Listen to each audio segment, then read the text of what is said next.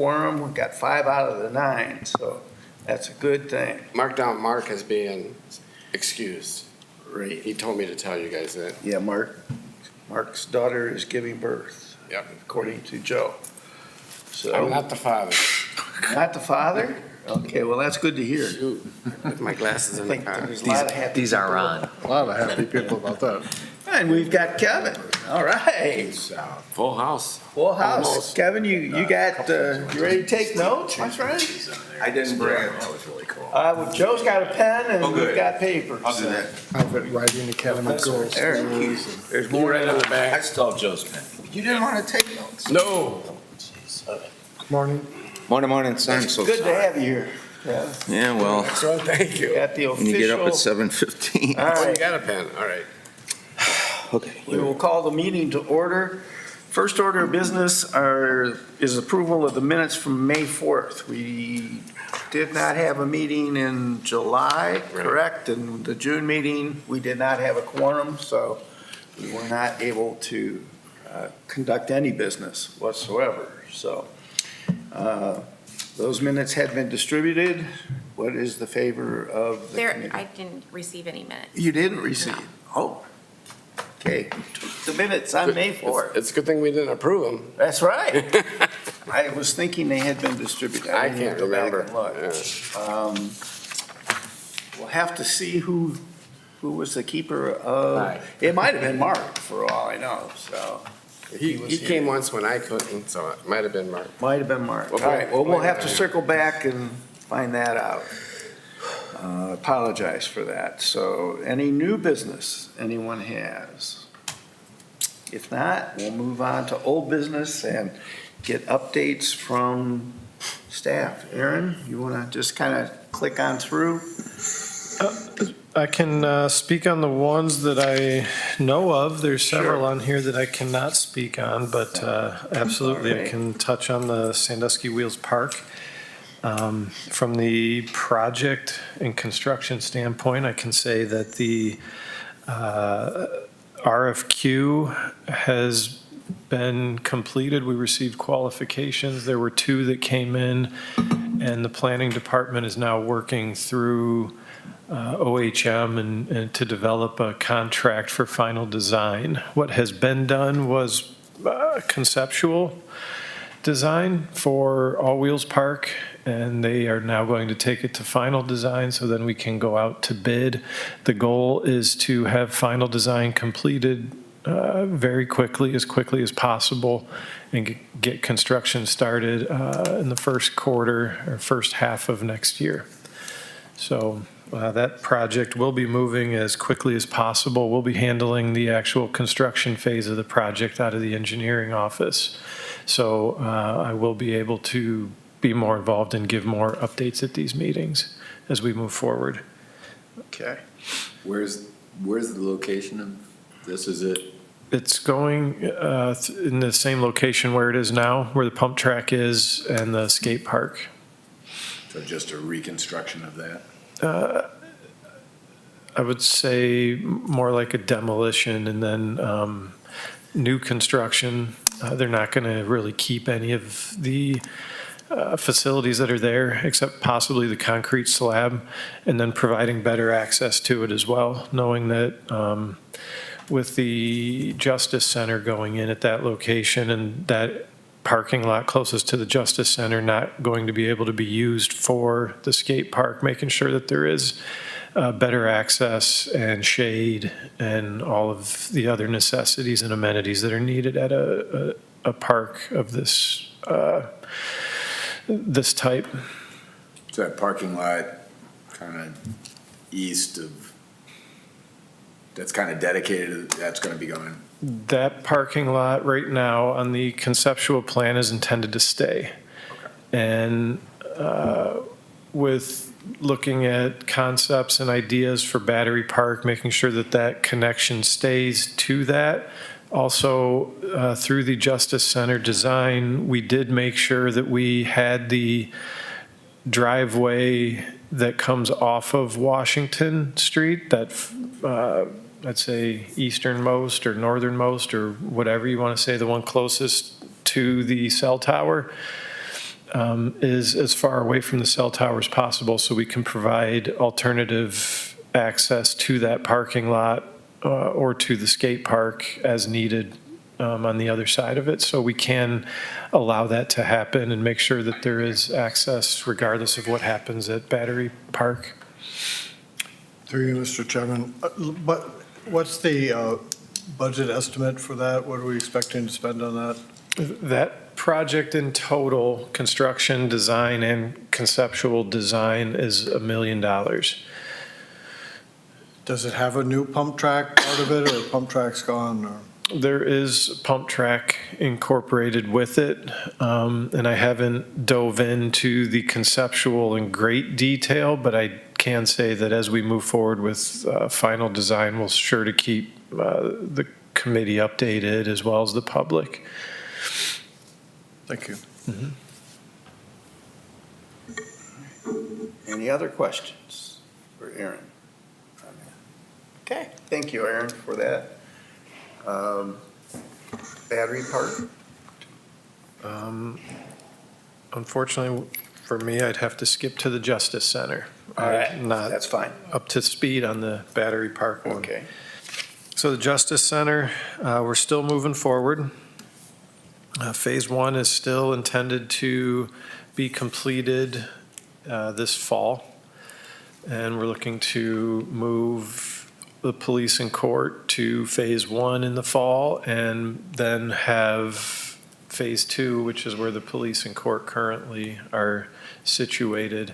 And then Phase 3 will be next year. We're working on the schedule, making sure that we're being as aggressive as possible with the understanding that the construction limitations of equipment availability that everybody runs into these days, whether it's electrical or mechanical equipment, which usually seem to be the two that hold projects up, trying to work around those and make sure everything is done as quickly as possible. But obviously, quality is of utmost importance. But that project is still intended to be completed fall of 2024. And I think you can see windows going in now, and you can see the panels should be going up over the next month outside the windows. They have a gray water barrier now over the insulation, so you should be able to see a lot of the exterior being fixed up. And I think this summer, most of the exterior work should be done by this fall. So everything else after that will most likely be internal to the building. Good. All right. Okay, any questions on the Justice Center? Next one that you can speak to then, Aaron.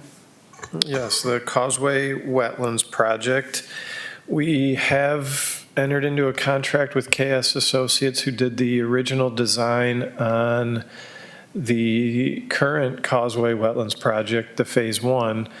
We do not have funding for construction, so right now we're just moving forward with design and permitting. Last time that process took 2 to 3 years, so we want to make sure that we are getting the results from the analysis of the Phase 1 project. We're looking at the structure, we're looking at the habitat and the fish and birds and other things that have been out there, also the nutrients, the sediments, the turbidity, all of the things that are important to a science project like this. We still have Bowling Green's involved, Old Woman Creek, Cleveland Water Alliance, KS Associates.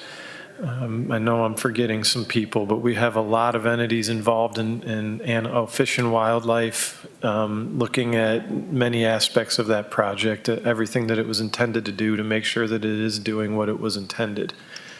As we move forward with the design of Phase 2, the first step, as we also analyze the results of everything they're looking at, is to select a site. We're looking at 3 sites. First one would be expanding the current wetland site along the causeway.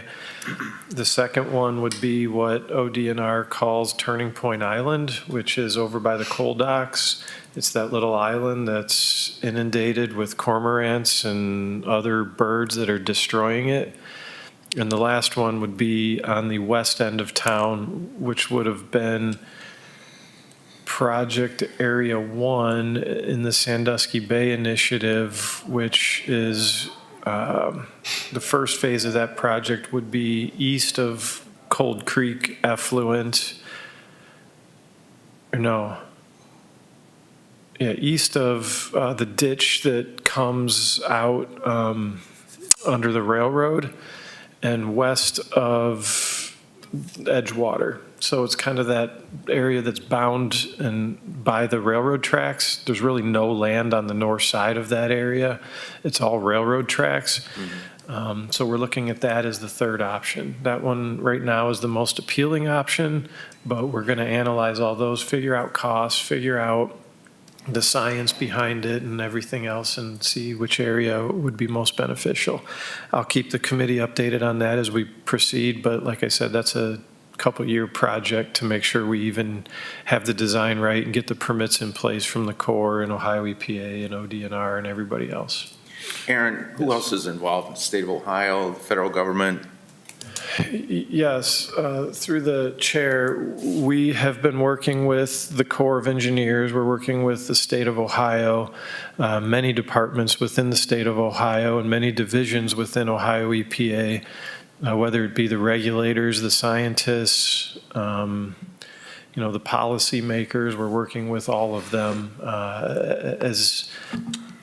as we look at nutrient reduction, whether it's phosphorus or nitrogen, they're trying to get the necessary folks involved. We have academia involved. I know Bowling Green has their focus area in Sandusky Bay, so they're the main partner that we're working with as far as the science side and academia side of the project as well.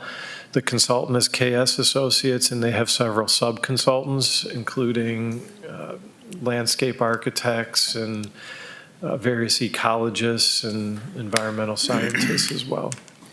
Are you hearing any more negative feedback from some of the people that live at Cedar Point? People I talked to, this is horrible. I said, you don't really understand what's going on and why it's being done. Are you dealing with any of that still, or?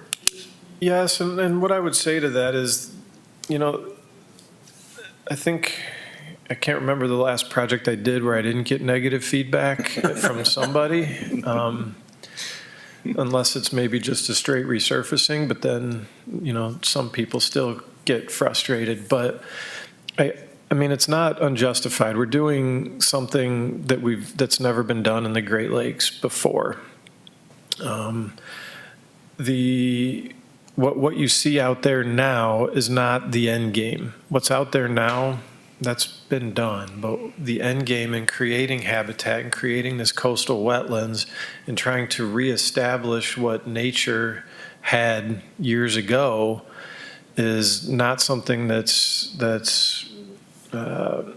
palatable by many. And, it's one of those things. The first person that said, hey, we should put asphalt on this road, everybody was probably like, what are you talking about? And refining that and figuring that out. So we're trying to keep people updated. We're trying to keep the stakeholders, the residents, Cedar Point, and all the others updated on this. We're trying to get everybody involved. They're good conversations, but I would also say that any project that we work on, I think it's extremely important to make sure that we are listening and that we are hearing them and taking those considerations to the consultant and to our design team and making sure that those concerns are weighed and evaluated and incorporated into the project as necessary. So although I am getting some pushback, I would say that it's very welcome to get that, and that it's stuff that we want to make sure that we're doing something that everybody can live with, that not, isn't going to negatively impact people as best we can.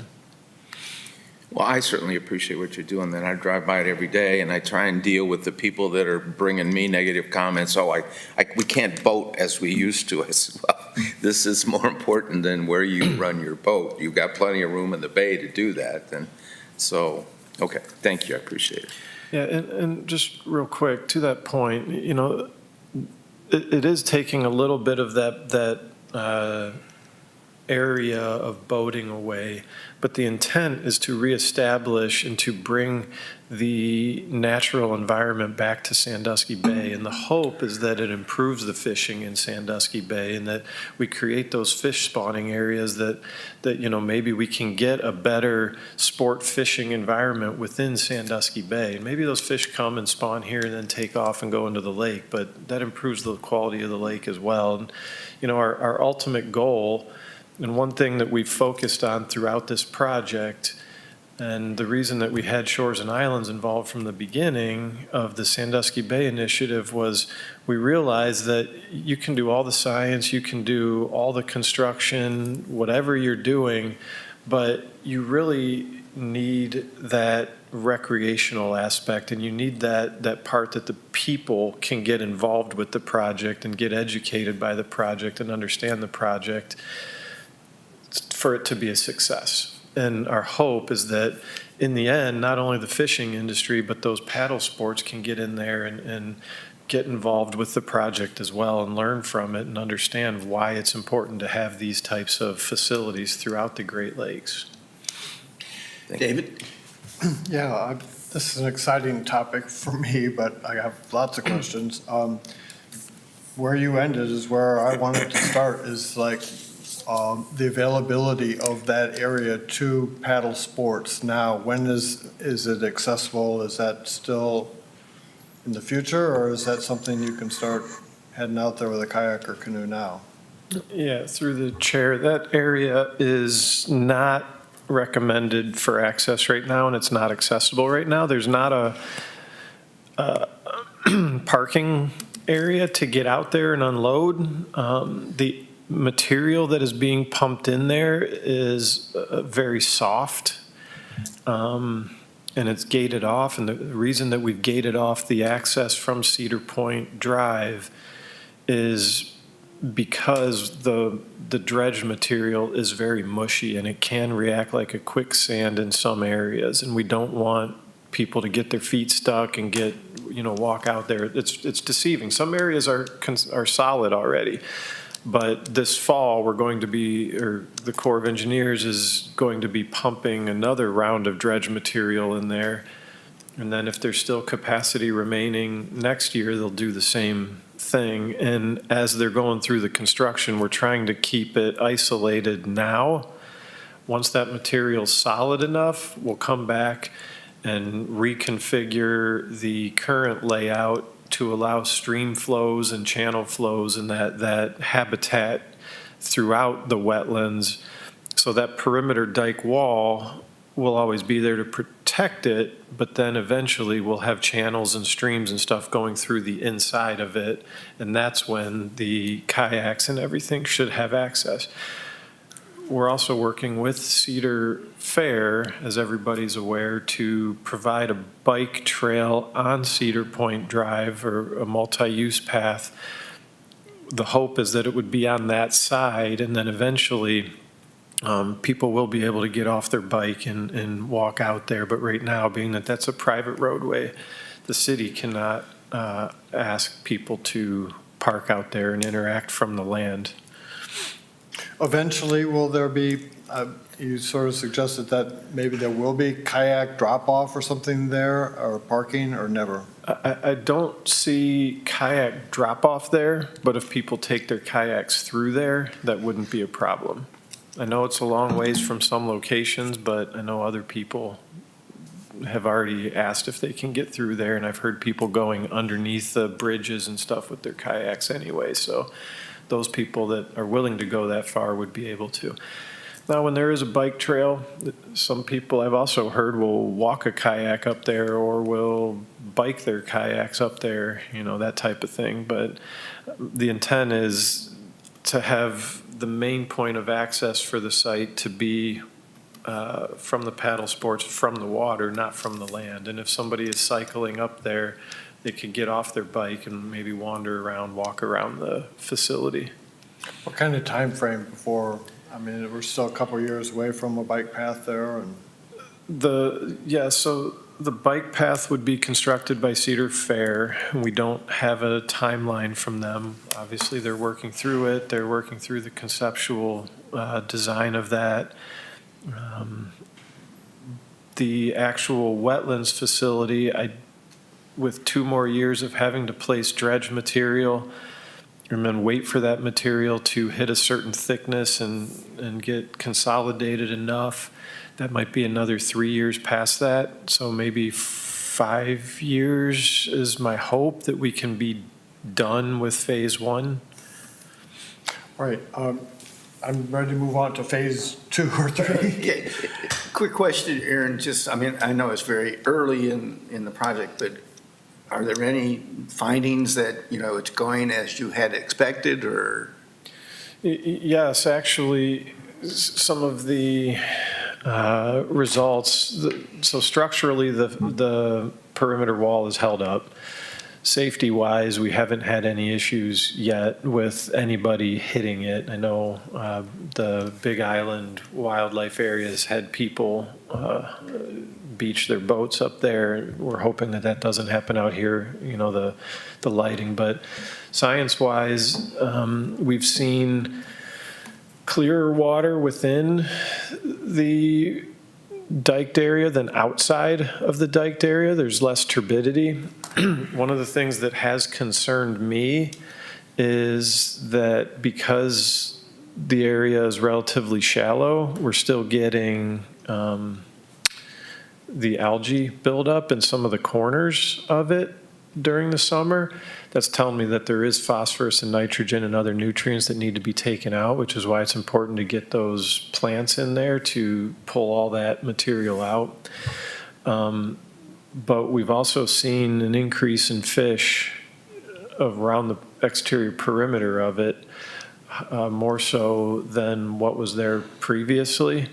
And, I won't get the terminology right, so I won't try to use it, but the fish and wildlife, the smaller salmonids or whatever they want to call them, the smaller fish that show that they are breeding in that area has been very positive as well.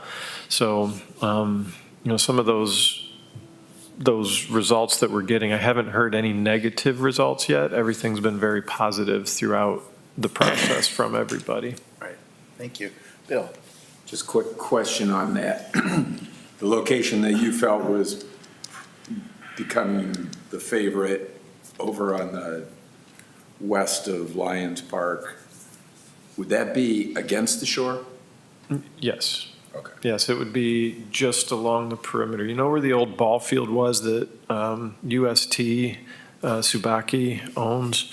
It would be just on the other side of that and along the shoreline there, if we can use that area. It's obviously a lot farther to pump it, so there are cost implications, and I also don't know if because there's not as much of a natural flow in that area, and you're not addressing the nutrients that would be coming down a channel from the farm fields, it might not be as appealing from a science standpoint, but we're still going to analyze it and see if we can use it. I would, the fact that it's against the shore, I think is good because you're not going to interfere with any boating traffic. But I'd also think that at whatever you want to call it, Gull Island or Turning Point Island, Yeah. you've already got 2 legs of a triangle there. I would think filling in that in wouldn't be a horrible scenario. No, and through the chair, that is the most appealing one for folks that I think for the exact reasons that you said. However, getting rid of the cormorants and the other birds out there and establishing native aquatic species would be nearly impossible in my opinion, but even more so, the outfall to the wastewater treatment plant is just on the other side of that east-west one, so you'd have to extend that another few hundred feet and get underwater and put the pipes in. I don't know if there's enough fall. We'd have to, if you did extend it and you had to dig it out, you'd have to then maintain it in the future, and there's a lot more associated with that, and that's getting our wastewater treatment plant permit involved and everything else, and that just seems less appealing, mostly because of the outfall. Thank you. All right, thanks for that update. Any other questions? All right. Next one that. Can I ask one more question? Aaron, have you had any contact with the local press to try and educate the public through the paper or however? I think it's a very interesting project. And I know how important it was to you to start it out and how well it's doing. I think it would help. I just wondered if you ever had any contact with it. Yeah, there's been limited contact. I certainly need to do a better job of public outreach for a lot of the good projects that we're doing out of Public Works and, throughout the city. I just don't, I focus too much on the project rather than the public side of it, but that is a good point. I should get with Tom Horseman and make sure that maybe we can do a write-up. There's been a few write-ups, but He's got a nice drone that might be useful. yeah, actually, KS Associates has been flying it almost every month and taking some drone footage of it, and the color of the water inside compared to the color of the water outside really shows why there's so much activity with birds and why people want to fish off of it. Thank you. I don't want to skip over D, but I do know that Colleen provided a brief write-up on the Brownfields grant. She is working through the quality plans that are required by US EPA, and pretty soon they're going to be moving forward with site identification. I don't have much information other than that, and I'm guessing that as sites become available and phase ones and phase twos are proceeding, that she'll keep folks involved. You had that update, everybody has that update on the second page that we handed out, so. All right, East Water Street. Yes, East Water Street, so that project was bid. My original hope was that the contractor would start and finish the project this year. However, the date that we put in there was May because that was our completion date as per our ODOT requirement, and the contractor is intending to start next spring, actually next winter. They intend to start that project with a completion by mid-May at the absolute latest. So I know I've come here many times and said that my goal is to open the bike path along East Water Street and to get that road reconfigured, but this year, but that's not going to happen. It's going to be by next spring. So that'll be the next phase of the pathway that is open along the water. Thank you. Any questions on that? All right, and then finally, the Columbus Avenue streetscape, we have an update on that supplemental page. Yeah, the only update I can provide to that is the hope is not to have construction activities going during the summer months, which would be Memorial Day to Labor Day, obviously. And the target now, because of that, the hope is that the project can still get bid early next year, and that'll give the contractor plenty of time to procure and have all the equipment and materials on site so that there can be a quick mobilization after Labor Day next year without any delays in getting any of the materials for the project. All right, any questions on that? All right, any other old business then that anyone has? Seeing none, there are no members of the public here, so no community input. Our next meeting will be September 7th. I know I will not be here. Traveling, so we'll have to have somebody step up and, Who's vice chair? Is it me? I believe it is you. Okay, You got volunteered. We got volunteers. And you weren't here. I Yeah. understand that. And I just pulled up the video from May 4th. Joe was not here, and Bill, you were sitting next to me, so possibly you may have taken those notes on May 4th. I think after I got all those other ones caught up, I refused to take any more notes. Well, I think you said, I'll get these. Okay. That was the meeting where we did all the catch Okay, I'll up. go back. And I think that you probably have notes somewhere, potentially. I think I have a video. Because it was, to take notes it from. looks like it was you and me and David and Mike and Tim. So out of that group, typically, it would be Okay. you, young man. All right. So is there a motion to adjourn? So moved. Second. We are adjourned. Thank you. Harold, is your house now